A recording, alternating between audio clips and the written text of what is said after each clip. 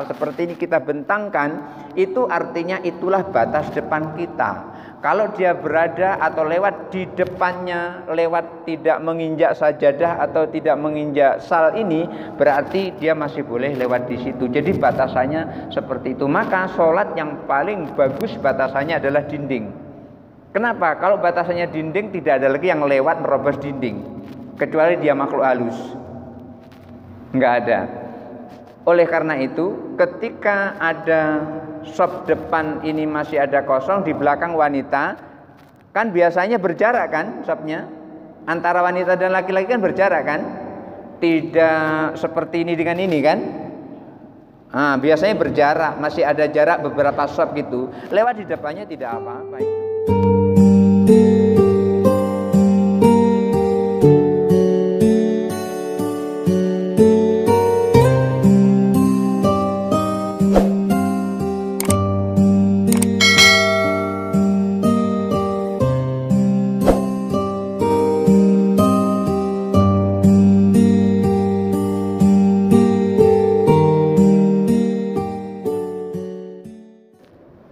Assalamualaikum warahmatullahi wabarakatuh.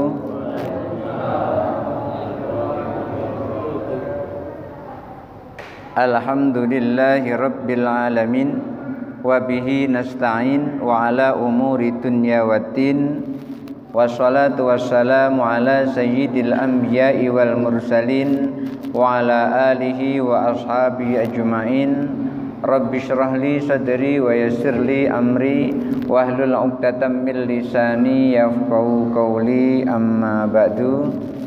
Bapak Ibu hadirin jamaah Masjid Al-Hidayah yang dirahmati Allah, kita teruskan pengajian yang sempat beberapa waktu terhenti karena ada satu dan lain hal. Alhamdulillah kali ini kita masih bisa melanjutkan lagi. Kemarin kita membahas tentang baru muqaddimah tentang sholat.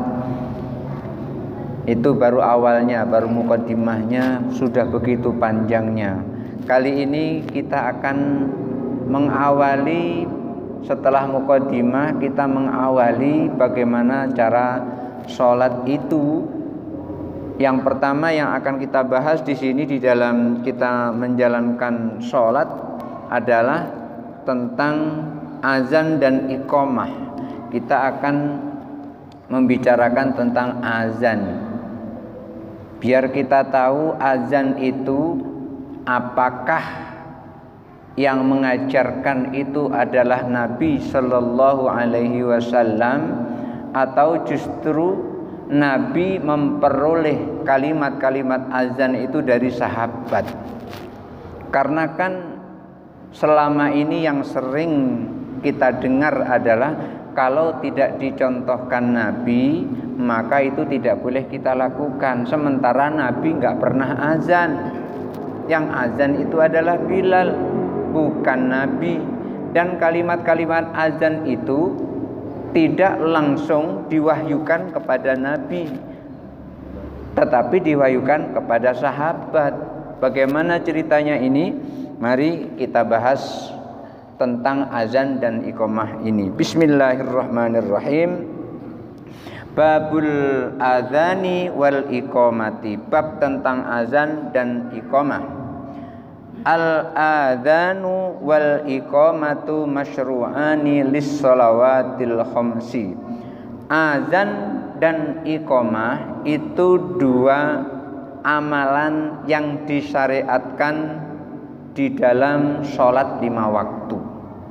Azan dan iqamah itu diperintahkan atau dianjurkan untuk dilaksanakan ketika seseorang melaksanakan sholat 5 waktu. Lalu apa dasarnya kalau azan dan iqamah itu diperintahkan untuk dilaksanakan sholat 5 waktu?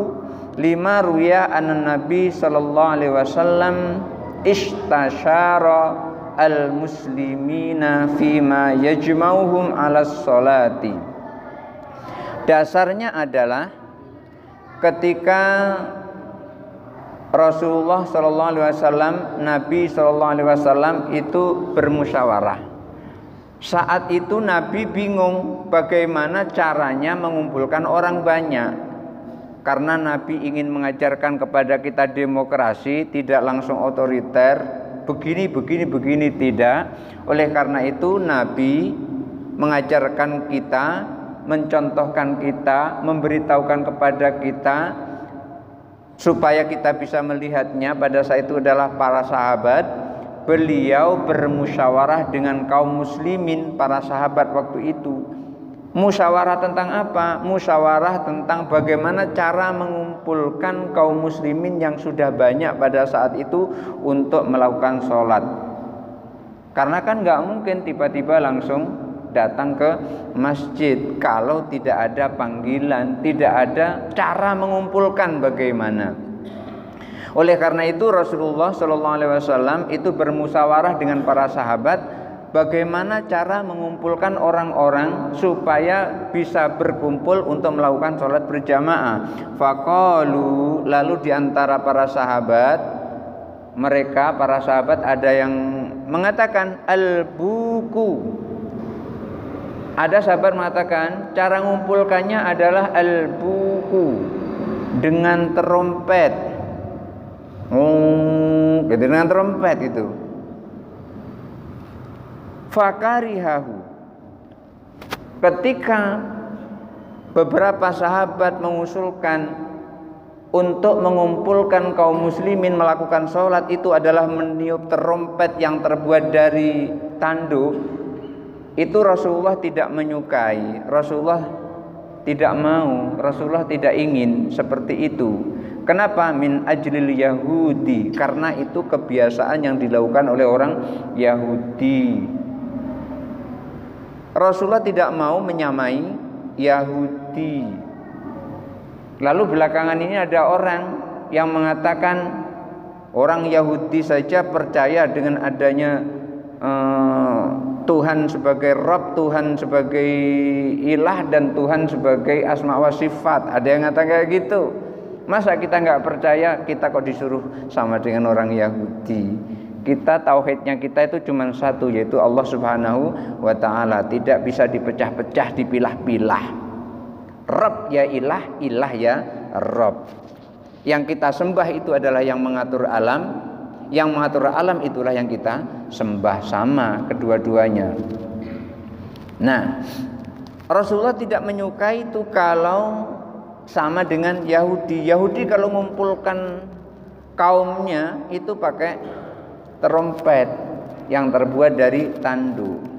Tsumma dzukira, lalu ada yang mengusulkan, disebutkan di situ dalam usulannya an-nakus, lonceng.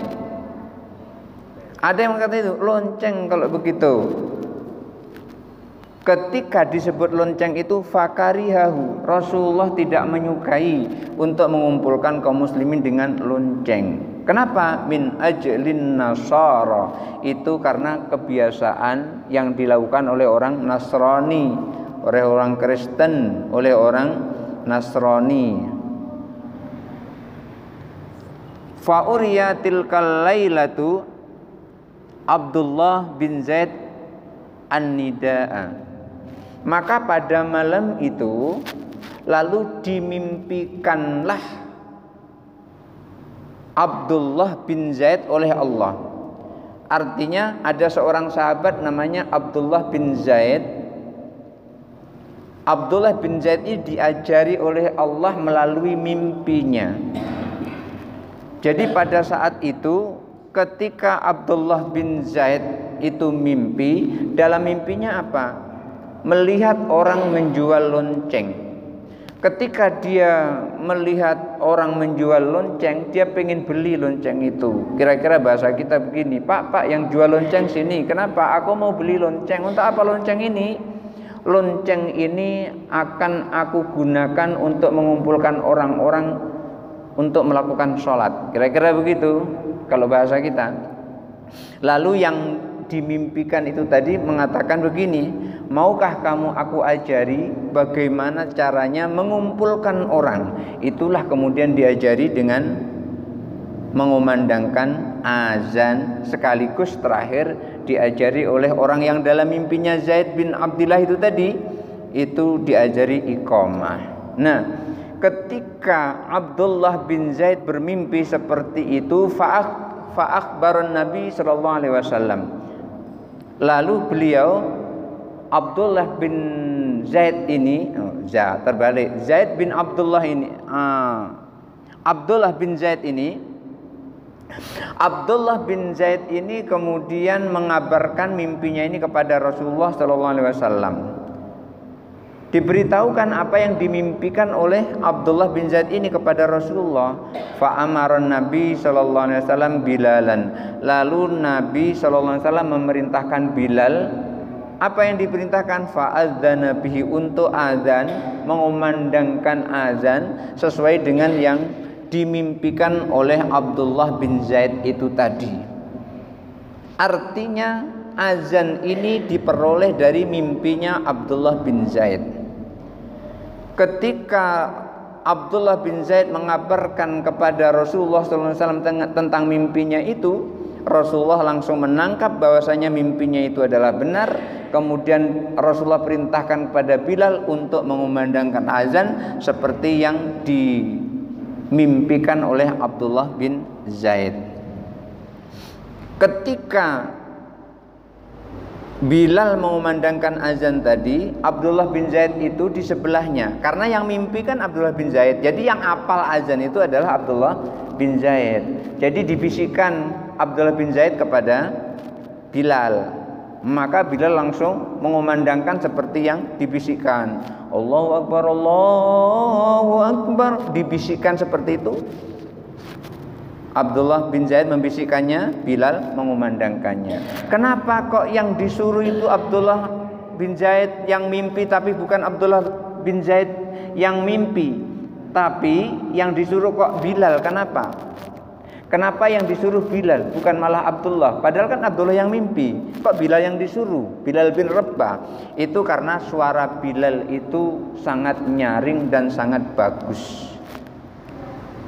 Karena kebagusan suara Bilal, kenyaringan suara Bilal, kelantangan suara Bilal, maka itulah akhirnya Bilal diperintahkan oleh Rasulullah untuk mengumandangkan azan. Jadi sunnah orang yang mengumandangkan azan itu adalah suaranya lantang, suaranya bagus, suaranya enak didengar, yang kalau orang mendengarnya itu langsung gemertak ingin menuju ke tempat dia azan untuk melakukan sholat.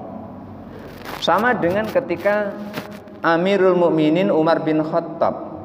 Umar bin Khattab pertama sekali mengumpulkan orang untuk melakukan sholat taraweh, itu bukan Umar bin Khattab yang jadi imam, tetapi Ubay bin Ka'ab yang menjadi imam sholat taraweh pertama kali. Ingat nih, sholat taraweh 20 rakaat pertama kali dilakukan oleh Umar bin Khattab, diimami oleh Ubay bin Ka'ab. Bukan Ubay bin Ka'ab yang ada di BLK, bukan. Ini sahabat Nabi, penghafal Al-Quran. Karena apa? Ubay bin Ka'ab itu bacaannya bagus, suaranya bagus, ketika didengar suaranya sangat menyentuh kepada hati. Rasulullah perintahkan Bilal untuk mengumandangkan azan juga demikian, karena Bilal suaranya sangat bagus. Karena itu Bilal diperintahkan oleh Rasulullah untuk mengumandangkan azan, mengucapkan azan seperti yang dimimpikan oleh Abdullah bin Zaid. Wa huwa afdalu minal imamati. Dan orang yang mengumandangkan azan itu pahalanya itu lebih utama daripada imam. Orang yang mengumandangkan azan pahalanya itu lebih banyak daripada imam. Jadi jangan berebut jadi imam, tapi berebutlah jadi tukang azan. Karena orang yang azan itu pahalanya lebih banyak daripada imam. Wa min ashabina man qala, tapi ada ulama Syafi'iyah yang lain yang berpendapat al-imamatu afdal. Jadi imam itu afdal, lebih utama daripada muadzin. Ada yang mengatakan begitu. Nanti ada dalil yang mendukung, li'annal adzana innama yuradu lis-sholati. Karena azan itu hanya memanggil orang sholat. Fakanal qiyamu bi amri sholati aula, akan tetapi berdiri melakukan sholat itu lebih utama. Bilal itu hanya menyuruh untuk sholat, tetapi ketika imam berarti itu sholat sudah berdiri. Sholat sudah berdiri itu lebih utama daripada memanggil. Jadi di sini ada yang berpendapat seperti itu. Yuradulaha wal awwalu as-sahhu, dan yang pertama itu yang lebih tepat, Apa yang pertama? Muadzin lebih utama daripada imam. Liqauli azza wa jalla, dasarnya adalah firman Allah Subhanahu wa taala, wa man ahsanu qaulan mimman da'a ilallahi wa 'amila sholihan. Dan siapa yang lebih indah, lebih bagus ucapannya daripada orang yang memanggil untuk melakukan sholat, menyeru kepada Allah, wa amila sholihah, dan berbuat baik. Tidak ada yang lebih baik daripada menyeru orang kepada Allah, menyeru untuk melakukan sholat. Qalat Aisyah radhiyallahu anha menyampaikan, nazalat fil muadzzinina, ayat ini diturunkan kepada para muadzin. Artinya apa? Muadzin itu lebih utama daripada imam. Tidak ada yang lebih bagus ucapannya daripada mengajak orang untuk melakukan sholat. Memang sholat itu yang lebih bagus adalah sudah berdiri. Tetapi kapan mau berdiri kalau datang saja tidak? Maka yang lebih utama adalah datang dulu ke masjid baru sholat. Kalau nggak ada yang datang ke masjid, siapa yang berdiri sholat? Tidak ada. Maka ketika ada orang azan, lalu orang mendengar azan itu terus pergi ke masjid. Lantaran dia pergi ke masjid mendengar azan itulah, maka muadzin memperoleh pahala sebanyak orang yang datang. Yang datang 20 berarti pahalanya muadzin itu sama dengan 20 orang yang azan tadi, 20 orang yang sholat tadi, tanpa mengurangi pahalanya sendiri. Ada 25 dia dapat tanpa mengurangi orang yang sholat itu sendiri. Itu pahalanya muadzin. Walikauli sallallahu alaihi wasallam, dan dasarnya juga kenapa kaum muadzin itu lebih utama daripada imam. Al imamatu zumana'u, imam itu adalah penanggung jawab. Sah atau tidak sahnya makmum itu tergantung pada imam.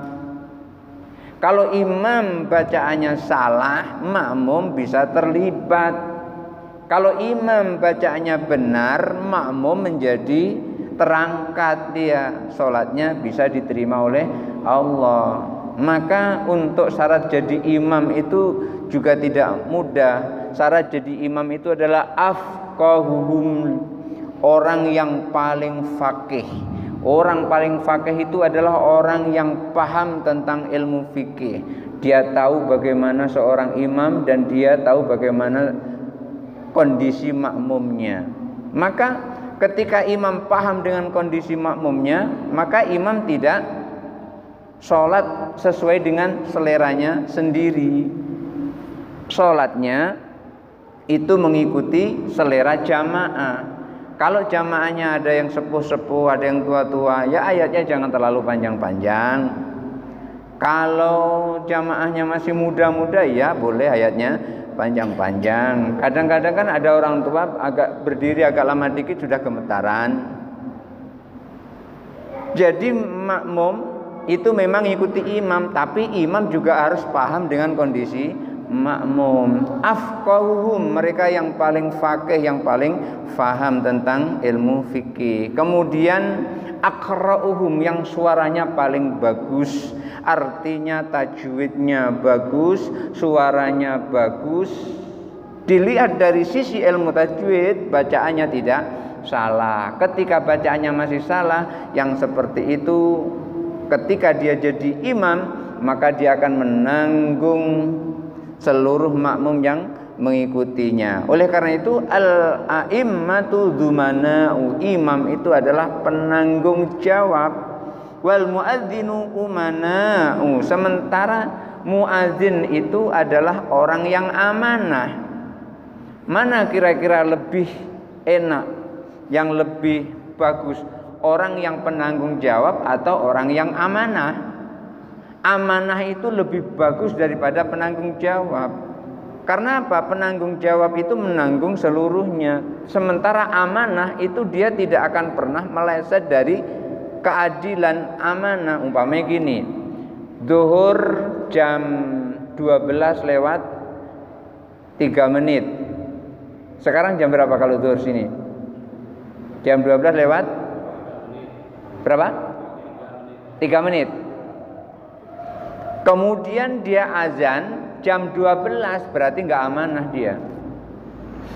Ketika dia amanah, zuhur jam 12 lewat 3 menit, pas jam 12 lewat 3 menit, itulah dia azan. Maka yang seperti itu disebut dengan amanah. Orang yang amanah seperti itu nilainya jauh lebih bagus, lebih tinggi daripada orang yang dibebani bertanggung jawab. Fa'arsadallahul a'immata, dan orang yang menjadi imam itu diberi petunjuk oleh Allah, dibimbing oleh Allah. Wa ghufira lil muadzinina, dan orang-orang yang azan itu dosanya diampuni oleh Allah.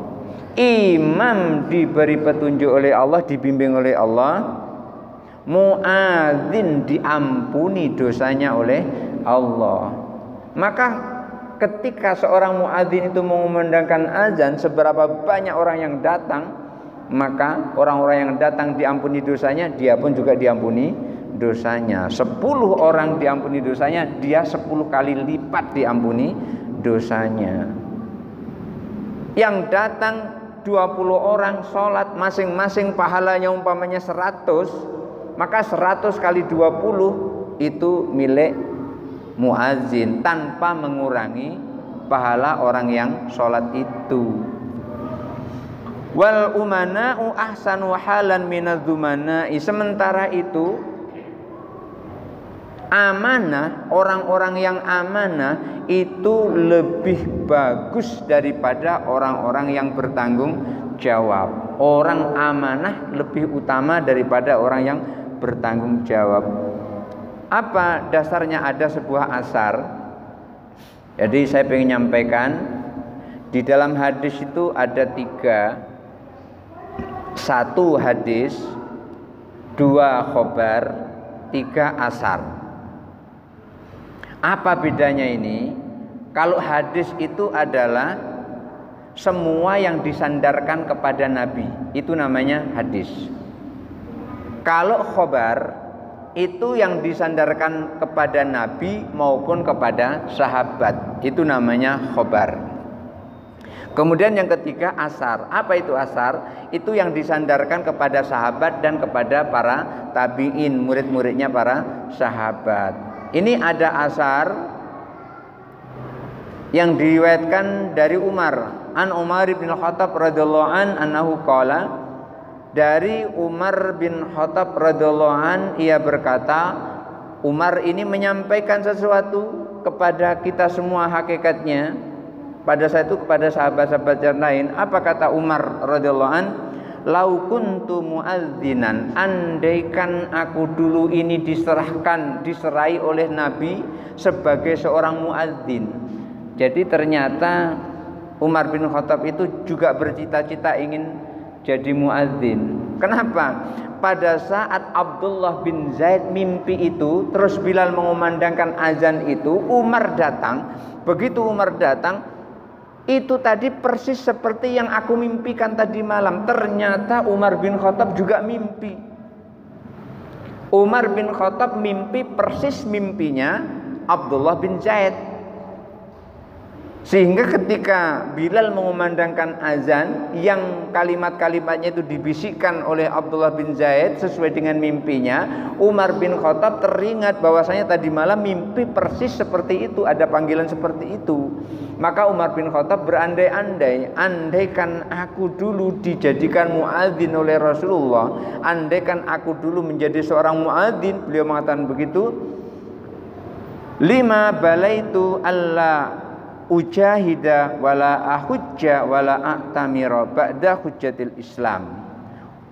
Untuk apa aku bersusah payah untuk berijtihad, mengangkat pedang melawan musuh, berijtihad di medan perang? Untuk apa aku bersusah-susah seperti itu? Wala ahujja, untuk apa aku bersusah-susah menunaikan ibadah haji? Dan untuk apa aku bersusah-susah untuk melaksanakan umrah setelah diwajibkannya Islam? Ternyata muadzin itu pahalanya jauh lebih tinggi daripada berjihad, jauh lebih tinggi daripada haji, jauh lebih tinggi daripada umrah. Sehingga Umar bin Khattab menyampaikan seperti itu. Lau kuntu muadzinan lam lima balaitu an alla ujahida wala ahujja wala atamira ba'dal hujjatil Islam. Artinya apa? Ingat ya, ini pahalanya yang lebih besar. Bukan berarti kalau sudah muadzin terus gugur kewajiban menunaikan ibadah haji. Tidak. Ibadah haji tetap wajib. Kapan? Kalau sudah mampu. Walillahi 'alan nasi hijjul baiti man istata'a ilaihi sabila. Kuncinya adalah istita'ah, mampu. Menurut Imam Malik, mampu itu adalah mampu bisa berjalan menuju ke Baitullah, bisa menuju ke Arafah, itu mampu. Itu menurut Imam Malik. Jadi mampu bisa berjalan, maksudnya bisa berjalan, kemudian sampai di sana bisa jualan. Maksudnya jualan itu untuk menyambung hidup. Kan menunaikan ibadah haji itu kan lumayan ya, lumayan kan. Ketika hajinya tamattu umpamanya dari Tanim yang paling dekat jalan kaki itu 7 kilo tuh, dari Tanim ke Mekah Al-Mukarramah, ke mana itu, ke Masjidil Haram itu 7 kilo jalan kaki. Itu umrahnya udah sehari. Taruhlah itu dilaksanakan pada tanggal 8 Zulhijjah.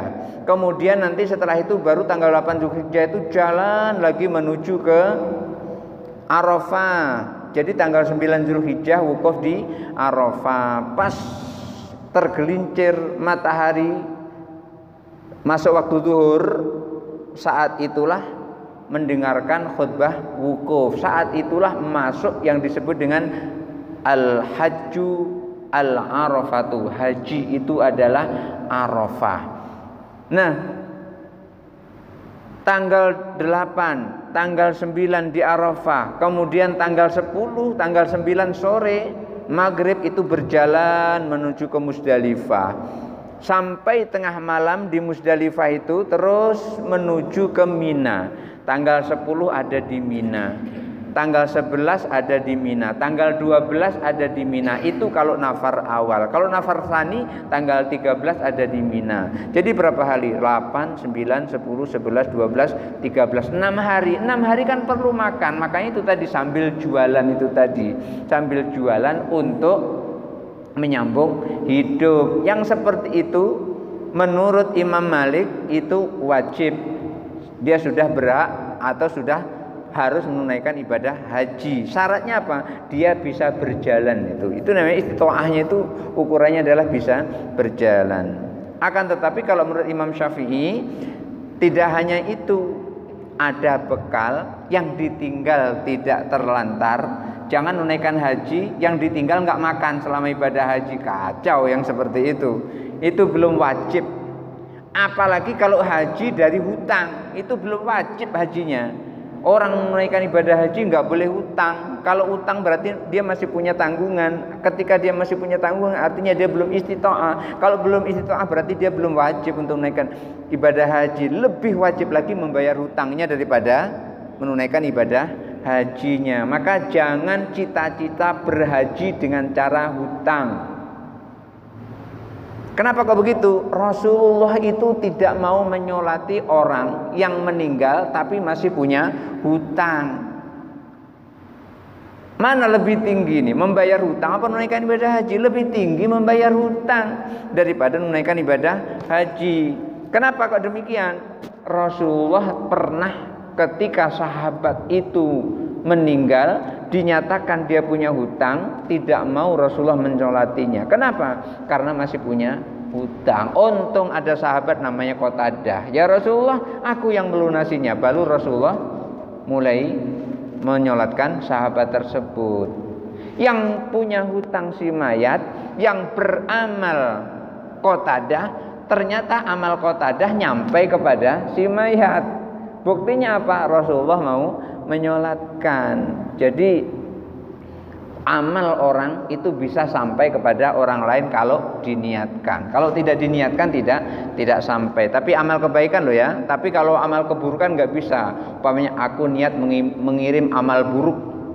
Aku maling tujuannya adalah untuk si anu, si fulan bin si fulan. Enggak ketemu itu. Kalau amal buruk tidak sampai. Tapi kalau amal baik sampai. Kenapa? Memang Allah menilai beda. Ketika seseorang niat bangun malam, belum bangun malam itu sudah dinilai kebaikan. Baru niat, nanti malam aku mau sholat tahajud udah kangen sekali. Umpamanya kayak gitu.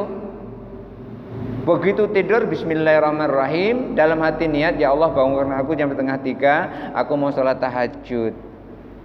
Niat itu sudah ternyata bangunnya jam 4:30, sudah subuh. Nggak jadi sholat tahajud, sudah dapat pahala sholat tahajud, belum dilaksanakan. Tetapi kalau niat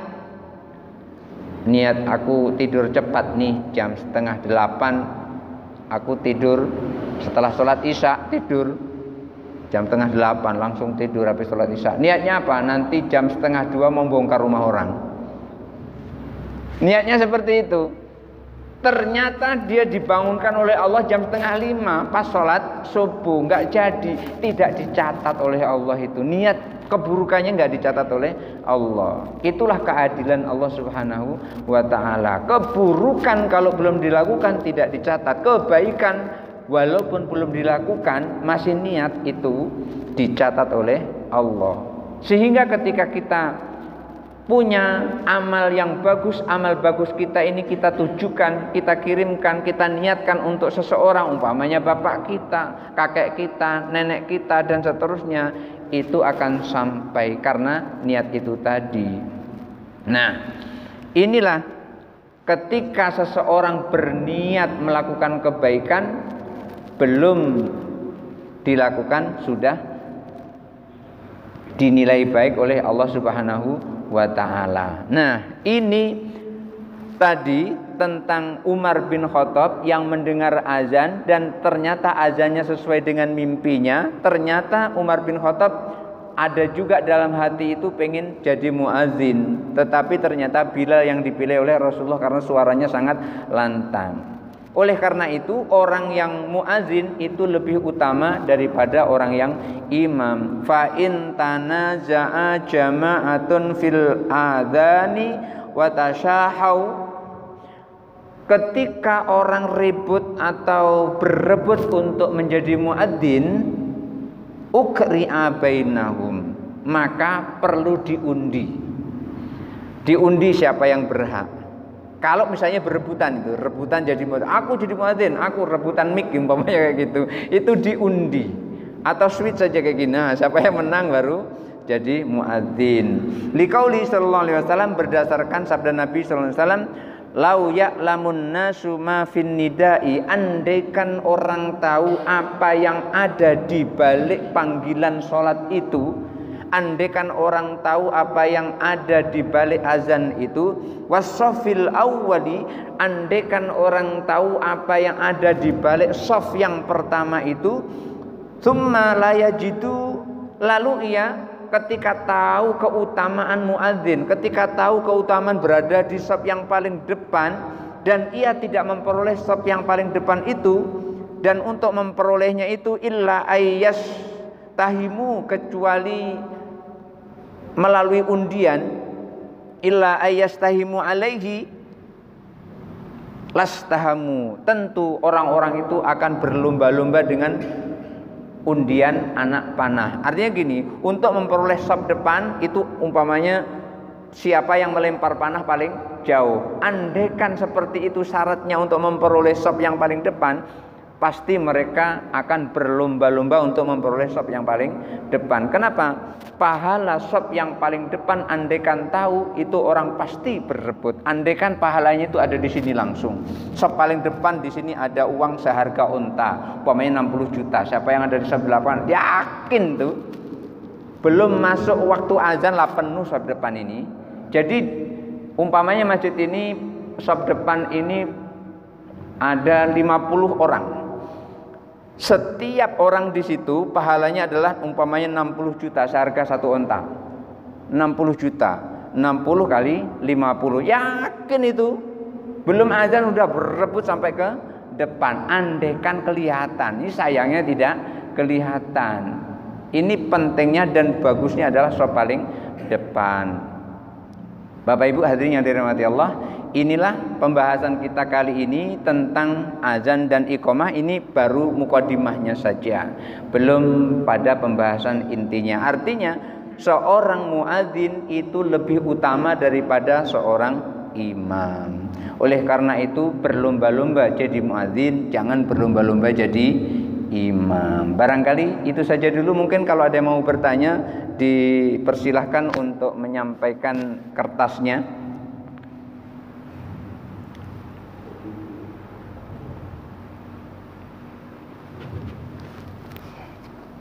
Ada dua menanya. Iya ini. Satu dua juga menanyanya. Pertanyaan pertama. Assalamualaikum warahmatullahi wabarakatuh. Mohon izin guru mau tanya, waktu sholat tahiyatul akhir bolehkah disambung assalamu alaikum warahmatullahi wabarakatuh? Ini assalamu Allahumma aluka fauja bil, kok enggak payah bacanya ya? Gini nih. Ini waktu tahiyat akhir ya? Ya. Waktu tahiyat akhir ini memang ada ini, nanti pembahasannya di belakang ini ada ini. Jadi ketika tahiyat akhir setelah selesai tahiyat, itu kan? Setelah selesai tahiyat, innaka hamidum majid, itu disunahkan untuk membaca doa 3 macam. Allahumma inni a'udzubika min adzabil qabri wa min adzabin nar wa min fitnatil mahyaya wa mamati wa min fitnati masihid dajjal. Begitu. Terus disunahkan lagi, yang ini dilakukan oleh Ali bin Abi Thalib radhiyallahu an, itu ditambah dengan Allahumma ighfirli ma qaddamtu wa ma akhartu wa ma a'lantu wa ma asrartu antal muqaddimu wa antal muakhiru la ilaha illa anta baru. Assalamualaikum warahmatullahi. Assalamualaikum warahmatullahi. Maka Bapak jangan heran kadang-kadang tahiyatnya saya lama karena saya baca itu. Jadi disunahkan membaca doa tadi, ta'awud, berlindung kepada Allah dari siksa kubur, dari Dajjal. Allahumma inni a'udzubika min adzabil qabri wa min adzabin nar wa min fitnatil mahyaya wa mamati wa min fitnati masihid dajjal.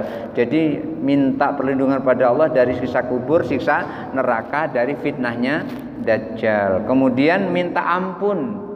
Allahumma ighfirli ma qaddamtu wa ma akhartu, ya Allah ampuni dosa-dosaku yang dulu dan dosa-dosaku yang kemudian. Wa ma'alantu wa ma'asartu, dosa yang aku tahu dan dosa yang tidak aku tahu. Wa antal muqaddimu wa antal muakhiru la ilaha illa anta. Jadi kita berdoa seperti itu setelah tahiyat akhir. Kalau jadi imam, bolehkah baca Allahumma ajirni minan nar, Pak Guru? Nah, ini ada pertanyaan nih. Ketika kita jadi imam, itu kita membawa jamaah. Allahumma ajirni itu masih artinya ya Allah selamatkan aku. Soal jamaah nanti nggak selamat, nggak urusannya, nggak boleh seperti itu. Kan doanya itu Allahumma ajirni, ya Allah ampuni, ya Allah selamatkan aku. Ajir itu selamatkan, ya Allah selamatkan aku. Ni itu aku. Maka kalau jadi imam bukan Allahumma ajirni tapi Allahumma ajirna minan nar. Ya Allah selamatkan kami. Artinya imam menyampaikan kepada Allah, aku dan jamaah ini ya Allah selamatkan dari api neraka. Bukan Allahumma ajirni tapi Allahumma ajirna minan nar. Pertanyaan berikutnya, jika kita mau sholat berjamaah ketika itu saf depan belum penuh, sedang di belakang saf ada saf wanita tanpa tirai, apakah saya salah ketika melewati di depan saf wanita tersebut? Melewati di depan saf siapapun itu tidak salah kecuali kita berada di depan orang yang sholat tadi. Makanya ketika orang sholat, sebelum sholat ini pembahasan belum sampai nih, tapi sudah diculik dulu nih. Ketika orang sholat itu wajib meletakkan batas di depannya. Ketika kita membawa sajadah atau membawa sal seperti ini kita bentangkan, itu artinya itulah batas depan kita. Kalau dia berada atau lewat di depannya, lewat tidak menginjak sajadah atau tidak menginjak sal ini, berarti dia masih boleh lewat di situ. Jadi batasannya seperti itu. Maka sholat yang paling bagus batasannya adalah dinding. Kenapa? Kalau batasannya dinding tidak ada lagi yang lewat merobos dinding, kecuali dia makhluk halus. Enggak ada. Oleh karena itu, ketika ada sop depan ini masih ada kosong, di belakang wanita, kan biasanya berjarak kan sopnya, antara wanita dan laki-laki kan berjarak kan, tidak seperti ini dengan ini kan. Biasanya berjarak, masih ada jarak beberapa sop gitu. Lewat di depannya tidak apa-apa itu. Ya, baik ada tirai. Ya, baik ada tirai maupun tidak ada tirai, asalnya jaraknya itu jauh, itu boleh saja lewat di depannya. Yang tidak boleh itu ketika pas di depannya. Oleh karena itu ketika ada orang lewat, kita sedang sholat, maka rentangkan tangan. Saya kayak gini, kita rentangkan tangan gini. Kita rentangkan tangan di sini berarti sepanjang tangan ini dia tidak boleh lewat. Dia kalau mau lewat berarti harus agak ke sana sedikit. Tidak boleh di sini. Kenapa? Karena antara kita dan di depan kita itu adalah Allah. Oleh karena itu, jangankan itu, Bapak Ibu, ketika kita sholat dan di mulut kita ini ada dahak umpamanya, ada riak, ada dahak, kita pengen buang, gitu. Jangan dibuang di depan, itu tidak boleh. Karena di depan kita itu adalah Allah. Sehingga Rasulullah sampaikan, apakah kamu suka kalau ada orang melempar ludah ke mukamu? Sampai Rasulullah saking marahnya seperti itu. Lalu bagaimana caranya? Caranya ludahkan ke tangan. Begitu diludahkan ke tangan baru diusapkan ke baju kita. Atau kalau tidak, kita miring ke kiri, diludahkan ke sebelah kiri. Jangan sebelah kanan. Karena sebelah kanan ada malaikat yang sedang mencatat amal baik kita. Jadi kita meludahnya ke sebelah kiri. Jadi karena di sebelah kanan itu ada malaikat yang mencatat amal baik, yang sebelah kiri ada yang mencatat amal buruk. Jadi karena diludahi nggak jadi dia nyatat gitu kan. Nggak jadi dia nyatat. Kira-kira seperti itu. Jadi gini, jangankan kita lewat, kita meludah saja itu tidak boleh ke arah depan. Ini nanti ada penjelasan berikutnya, belum sekarang nih, belum, tapi sudah diculik duluan. Jadi artinya ketika kita melewati saf, tapi tidak pas di depan, tapi kalau kita lewat pas segini di depan wanita itu nggak boleh kita, nggak boleh. Makanya ketika kita lewat ini, ada orang sholat lewat, tangan kita seperti ini. Artinya apa? Tidak boleh kita lewat di situ, karena kita sedang sholat.